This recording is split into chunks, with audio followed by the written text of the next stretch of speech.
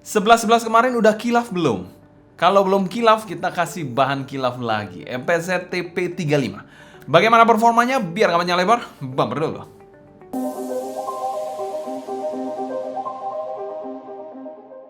Halo semua, selamat datang channel Sound Dikit bersama dengan saya Sebastian. Seperti biasa akan sharing info dan racun mengenai dunia personal audio, baik itu audio portable ataupun desktop audio. Kalau bicara soal EPZ, mereka cukup garcep ya di dunia perdonggalan. Setelah merilis TP20 Pro dan TP50, kali ini sudah ada penerusnya yaitu TP35. Yes, kalau dari angka sendiri di sini berarti ada di tengah-tengah antara TP20 dan TP50. Untuk dongle ini sudah menyematkan dua buah CS43198, yes, dual deck yang sudah tidak diragukan lagi kemampuannya, sudah banyak diimplementasikan pada dongle-dongle kekinian zaman now. Untuk outputnya sendiri kalian nggak perlu ragu ya, karena sudah memiliki 44 dan 35.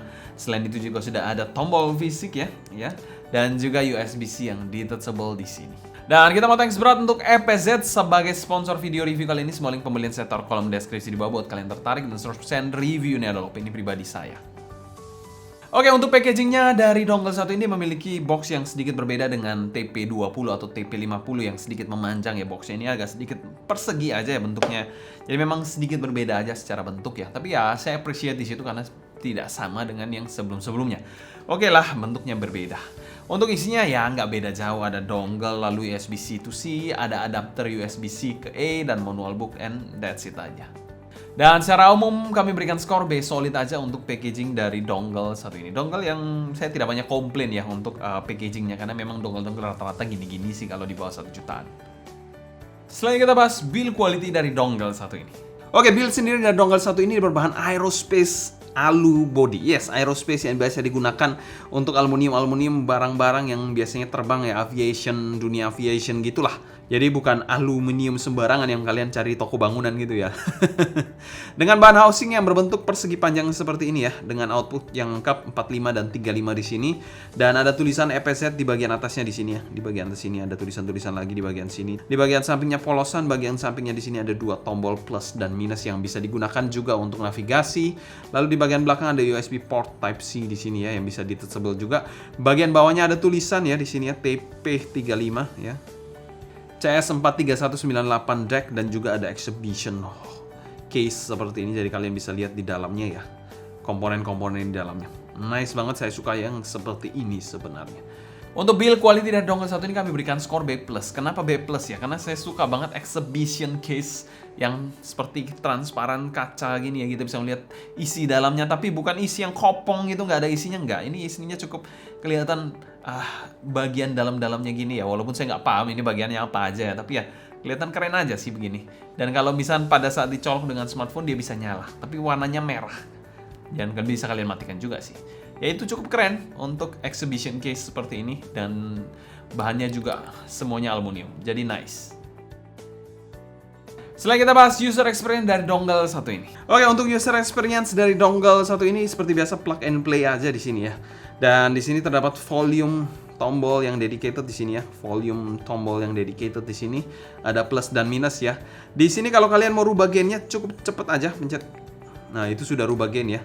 Ini low dan high gain ya. Kalau kalian mau matikan LED-nya tahan agak lama dikit, yes, mati. Kalau nyalakan lagi tahan agak lama dikit, nyala. Nah, warnanya merah ya punya saya. Saya nggak tahu gantinya gimana ini biar warnanya lain. Mungkin juga karena sampling rate-nya ya. Mungkin juga sih karena sampling rate-nya. Saya coba pakai Spotify sih ini. Untuk filter mode-nya juga ada di sini ya. Kalian tahan agak lama dikit ya. 3 detik gitu. Sampai ada blink warna putih. Nah, itu 1, 2, 3. Nah, itu balik ke 5. Jadi total ada 5 filter di sini ya untuk dongle satu ini. Jadi filter 1 dan 4 ditandai dengan 1 blink, filter 5 ditandai dengan 3 blink. Nice, dipikirkan banget di sini.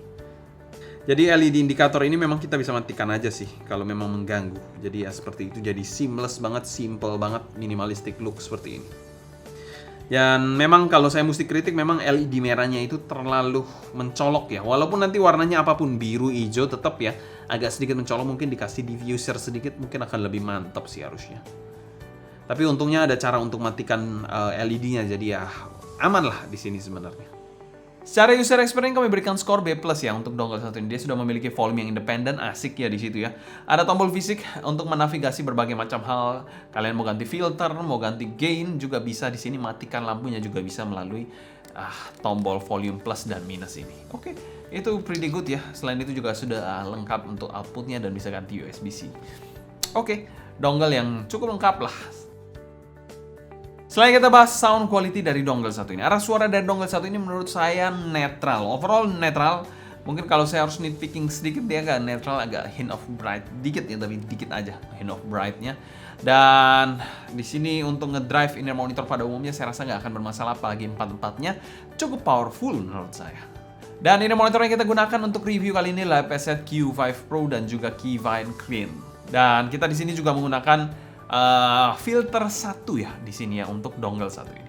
Dan filternya somehow menurut saya bukan gimmick-gimmick, kalian harus cobain aja, tapi ya saya nggak akan terlalu banyak explore ya. Kita akan coba yang pertama aja, yang fast roll off. Setahu saya sih fast roll off kalau nggak salah yang pertama itu. Oke, untuk bass dari dongle satu ini sebenarnya nggak terlalu banyak boosting yang aneh-aneh ya. Dan so far sih netral-netral aja. Bassnya dipresentasikan mengikuti inner monitor yang kalian pair dengan dongle satu ini. Tidak banyak Masako juga di sini. Jadi buat kalian yang cari dongle full bass angkot ya, bukan di sini tempatnya. Untuk bagian midnya posisinya pas di tengah dan overall dia mengikuti inner monitor yang dicolok sekali lagi tanpa banyak kolorasi yang aneh-aneh juga. Tapi bagi sebagian orang bisa sedikit terasa boring juga saat dengerin mid section di dongle satu ini. Intinya dia ngikuti inner monitor yang kalian colok. Sebenarnya menarik sih harusnya. Untuk treble-nya di sini ada sedikit boosting menurut saya. Terasa lebih terkesan cering dan terasa sedikit pedas pada saat di pair dengan inner monitor yang bright. Tapi overall masih aman sih, bukan yang brighter banget gitu dan bikin kalian kupingnya sakit saat didengerin, enggak. Dan secara umum kami berikan skor A solid untuk suara dongle satu ini. Dongle netral yang bisa diandalkan, cuma mungkin sedikit bright. Selain kita bahas teknikalitas dari dongle satu ini, presentasi dari dongle satu ini adalah presentasi dongle yang netral ya. Mungkin bagi sebagian orang akan terkesan boring, tidak ada micinnya, tidak ada energinya, mungkin juga terkesan lempeng-lempeng aja ya. Tergantung inner monitor sebenarnya. Kalau inner monitor kalian lempeng-lempeng ya dia lempeng-lempeng juga. Kalau inner monitor kalian fun dia bakal fun juga. Kalau inner monitor kalian detail dia bakal detail juga. Ya, it depends with your inner monitor. Untuk timbernya cukup oke ya di sini ya, saya rasa ya. Tapi mungkin kalau saya harus nitpicking sedikit, dia agak sedikit harus di bagian treble-nya karena memang ada sedikit boosting di situ. Untuk black background, pitch black gak ada masalah sama sekali. Dongle-dongle zaman now mau low high gain juga pitch black ya. Jadi bebas noise juga di sini. Mantap. Untuk soundstage-nya tidak terlalu banyak perubahan ya. Soundstage-nya mengikuti inner monitor kalian juga sih. Dan detail dari inner monitor satu ini ya tergantung inner monitor kalian lagi. Balik lagi tergantung inner monitor kalian. Balik lagi kalau inner monitor kalian mendem ya dia tetap akan cukup mendem di sini, kecuali bagian atasnya mungkin agak sedikit open dikit ya. Ya tapi selebihnya sih mengikuti inner monitor kalian. Dan sekarang kami berikan skor B+ untuk dongle satu ini. Pretty good dongle yang perlu kalian perhitungkan juga. Oke, selanjutnya kita bandingkan dongle satu ini ya. TP35 dibandingkan dengan TP50 di sini dan juga DTC 480 dari dulu. Bagaimana perbandingan ketiganya? Kita bahas aja. Oke, kita akan versus ketiga dongle ini ya. Di sini TP50, DTC 480 dan TP35. Dari ketiga ini paling bright jelas TP50 ya. Diikuti TP35 dan DTC 480 paling warmer. Bicara soal suara sendiri, TP50 paling detail dan clarity-nya paling oke, tapi dia sedikit lebih terkesan tipis dan artificial sedikit. Dan somehow kalau kalian pair-nya salah bisa agak sedikit nyerang. Di TP35 sendiri overall paling boring, less colored ya, tapi enak di pairing apa aja dan tidak banyak boosting yang aneh-aneh sih. Dan DTC 480 terasa paling tumpul attack-nya, tapi juga suaranya paling fun menurut saya dan juga ada kesan warmer touch-nya jadi lebih enjoyable aja menurut saya. Dan fitur sendiri jelas paling lengkap TP50 ada LED-nya juga ya dibandingkan TP35 dan DTC 480 yang hampir mirip-mirip aja sih. Jadi buat kalian yang suka warm ambil lebih ke sini, buat kalian yang mencari netral ambil ke sini, buat kalian yang bright tetap ambil ke TP50. Masih menjadi salah satu yang menarik sih harusnya. Selain kita bahas pro dan cons dari dongle satu ini. Dongle satu ini cons-nya menurut saya yaitu suaranya bisa agak sedikit boring buat sebagian orang ya. Tapi ya buat sebagian orang nggak semuanya juga kan. Lalu yang kedua LED-nya di warna saya ini, unit saya nggak tahu ya, mungkin unit lain ada yang berbeda warnanya. Unit saya warnanya merah menyala LED-nya. Jadi biasanya saya matikan sih LED-nya. Untuk Pro-nya dari dongle satu ini outputnya udah lengkap yang 44 dan 35. Nice banget di situ. Selain itu juga sudah memiliki USB-C yang detachable di sini, jadi bisa kalian ganti kapan saja sesuka hati kalian. Mungkin kalian punya banyak koleksi USB-C itu sih, bisa kalian ganti dengan mudah. Yang ketiga yaitu dia memiliki suara yang oke banget, netral ya. Mungkin bagi sebagian orang akan suka juga karena bisa di pairing macam-macam ya untuk dongle satu ini. Selain itu juga yang keempat, dia memiliki filter. Yes, filter tuning yang menurut saya cukup oke, cukup paten ya. Dan untuk value for money di angka 950 ribuan kami masukkan pada kategori good value dan kami berikan skor A solid untuk dongle satu ini. Dongle yang menarik menurut saya untuk kalian pertimbangkan juga. Kesimpulannya sederhana, udah lu kalau misalnya nyari dongle netral beli aja ini. Mungkin sekian dulu sharing saya mengenai TP35. Kalau kalian suka jangan lupa subscribe, klik tombol like, follow Instagram, TikTok, dan Discord kita @sounddignity agar kalian tidak ketinggalan notifikasi terbaru mengenai dunia portable dan desktop audio. Tanggal 16 November ini kita ada event di TP4 ya bersama Sound Dignity dan juga Sennheiser ya. Jadi buat kalian yang mau cobai koleksi-koleksi barang terbaru dari Sound Dignity juga bisa datang ke situ aja, karena tidak hanya mencoba barang Sennheiser, saya juga akan bawa beberapa barang terbaru di ya 1-2 bulan terakhir lah untuk kalian dapat cobain juga. Mungkin sekian dulu untuk video kali ini. Saya Sebastian dari Sound Dignity pamit undur diri, sampai jumpa di video berikutnya. Happy listening, stay healthy and ciao.